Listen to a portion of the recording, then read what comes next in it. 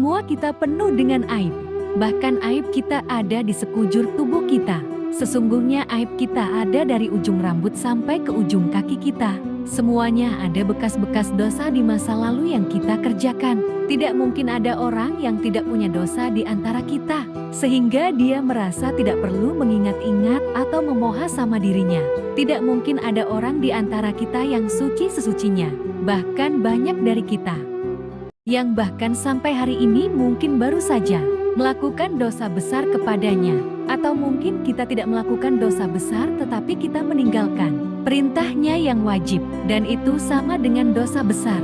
Maka teman-teman sekalian, mari sejenak kita renungkan perjalanan hidup kita.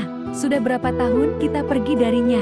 Coba kita renungkan sudah berapa tahun kita meninggalkannya. Sudah seberapa tahun kita menjauh darinya. Sudah berapa tahun kita mengabaikan perintah dan larangannya.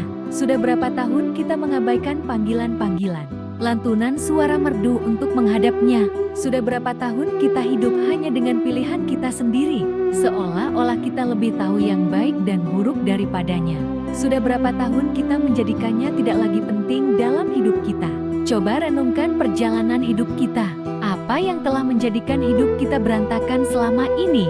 Dan hal apa yang telah menjadikan hati kita keras, sehingga malas melaksanakan sholatnya? Hal apa yang telah menjadikan rezeki kita sulit dan bahkan menumpuk hutang selama ini? Hal apa yang telah merusak akhlak kita sehingga kita menjadi pemarah selama ini? Hal apa yang telah menjadikan hubungan kita dengan kedua orang tua kita menjadi renggang selama ini?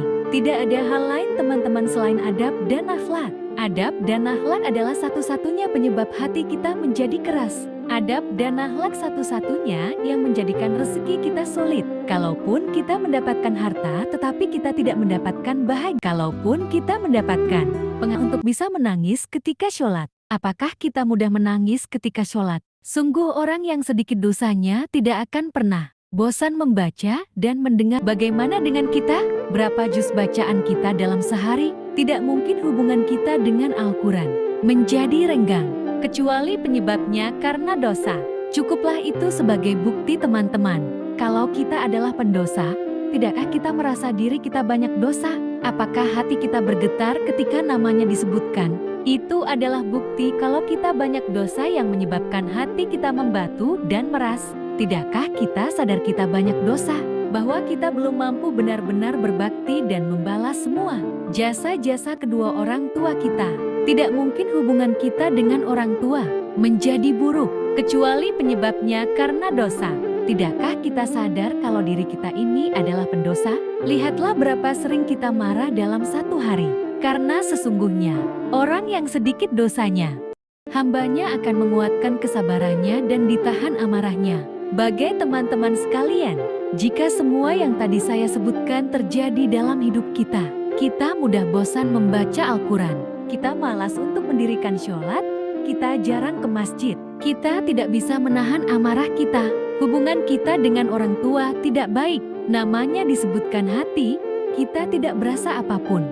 Maka cukup semua itu menjadi bukti, sampai saat ini kita masih menjadi pendosa.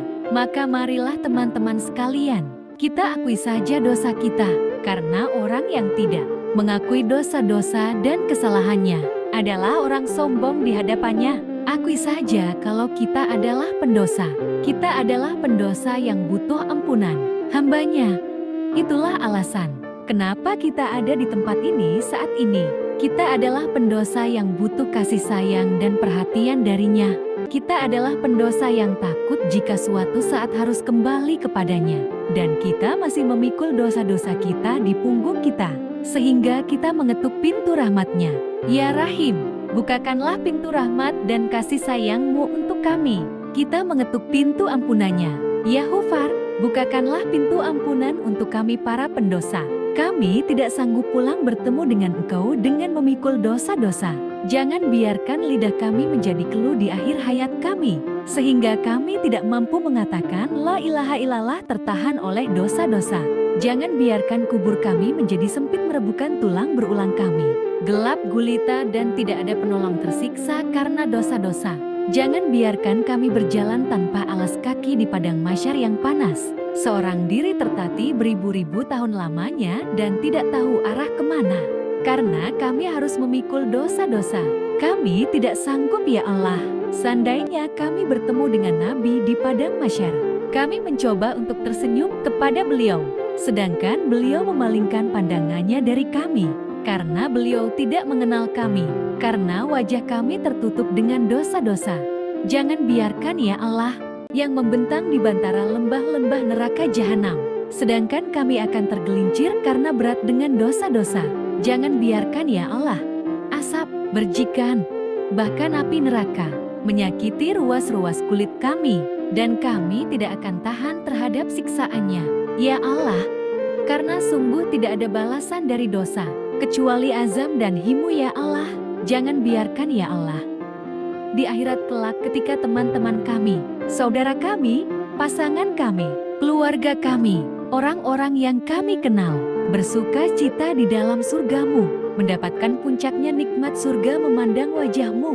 Sedangkan kami terhalang dari semua itu oleh dosa-dosa ya Allah. Jangan biarkan lidah kami menjadi geluh dan tidak mampu menjawab pertanyaan-pertanyaanmu ketika Engkau menghisap kami. Engkau bertanya tentang dosa kami satu persatu. Bagaimana kami akan menjawabnya di hadapan-Mu ya Allah? Jika Engkau bertanya satu demi satu, dosa-dosa yang pernah kami kerjakan, yang kami pikir Engkau tidak tahu karena kami melakukannya diam-diam. Padahal tidak ada yang tersembunyi dari pandangan-Mu. Engkau Maha mengetahui lagi Maha menyaksikan. Kami berjalan melintasi Sirotol Mustaqim yang panjang, yang membentang di antara lembah-lembah neraka jahanam. Sedangkan kami akan tergelincir karena berat dengan dosa-dosa. Jangan biarkan ya Allah asap, berjikan, bahkan api neraka menyakiti ruas-ruas kulit kami. Dan kami tidak akan tahan terhadap siksaannya. Ya Allah, karena sungguh tidak ada balasan dari dosa kecuali azab dan himu ya Allah. Jangan biarkan ya Allah di akhirat kelak ketika teman-teman kami, saudara kami, pasangan kami, keluarga kami, orang-orang yang kami kenal, bersuka cita di dalam surgamu, mendapatkan puncaknya nikmat surga memandang wajahmu. Sedangkan kami terhalang dari semua itu oleh dosa-dosa ya Allah. Jangan biarkan lidah kami menjadi geluh dan tidak mampu menjawab pertanyaan-pertanyaanmu ketika Engkau menghisap kami. Engkau bertanya tentang dosa kami satu persatu. Bagaimana kami akan menjawabnya di hadapan-Mu ya Allah? Jika Engkau bertanya satu demi satu, dosa-dosa yang pernah kami kerjakan, yang kami pikir Engkau tidak tahu karena kami melakukannya diam-diam. Padahal tidak ada yang tersembunyi dari pandangan-Mu. Engkau Maha mengetahui lagi Maha menyaksikan. Bagaimana kami akan menahan rasa malu di hadapan-Mu, bertanya tentang aib dan rahasia-rahasia dosa yang kami sembunyikan ya Allah. Kami tidak akan mampu ya Allah. Maka ampunkanlah dosa kami ya Allah dengan kasih sayang-Mu yang Kau berikan di bulan Ramadan, dengan rahmat yang Kau limpahkan di bulan Ramadan, dengan janji-janji maha benar yang Kau telah tuliskan untuk kami di bulan Ramadan, bahwa siapapun yang beribadah di bulan Ramadan, barang siapa yang berpuasa di siang harinya, mendirikan sholat di malam harinya, Engkau akan mengampuni dosa-dosa mereka. Maka ampunkan dosa-dosa kami malam ini ya Allah. Walaupun ibadah kami belum sempurna, walaupun puasa kami belum sempurna, walaupun sholat malam kami belum baik, tidak selalu khusyuk, tapi kami sedang belajar ya Allah. Maafkan kami, ampunkan dosa-dosa kami. Jangan biarkan satupun tersisa yang akan menyandung kaki kami daripada mahsyar, yang akan menggelincirkan langkah-langkah kami ketika melintasi Sirat. Ampunkan ya Allah dosa-dosa kami. Teman-teman sekalian, dulu kita berbuat dosa siang dan malam. Kita tidak pernah merasa capek. Kita berbuat dosa-dosa besar. Kita tidak pernah kehilangan akal. Kita berbuat dosa-dosa besar. Kita tidak pernah mengeluh, penuh semangat melakukan dosa. Maka ayo kita tebus. Kita tebus dosa-dosa kita di masa lalu dengan lebih semangat meminta ampun kepada Allah. Jangan mengeluh. Mari kita beristighfar kepada Allah SWT, sebagaimana dulu tidak pernah mengeluh berbuat dosa. Maka sekarang jangan mengeluh untuk meminta ampun kepada Allah. Sungguh, seandainya kita meminta ampun kepada Allah dengan jujur, dengan penuh penyesalan di dalam hati kita. Kita ingat setiap satu demi satu dosa yang kita kerjakan dalam setiap senandung istighfar kita. Allah berjanji, "Qul ya ibadiyal ladzina asrafu ala anfusihim." Katakan kepada hamba-hambaku, wahai hamba-hambaku yang melampaui batas, wahai hamba-hambaku yang dosanya tidak terhitung, wahai hamba-hambaku yang dosanya dia lakukan siang dan malam, bertahun-tahun lamanya.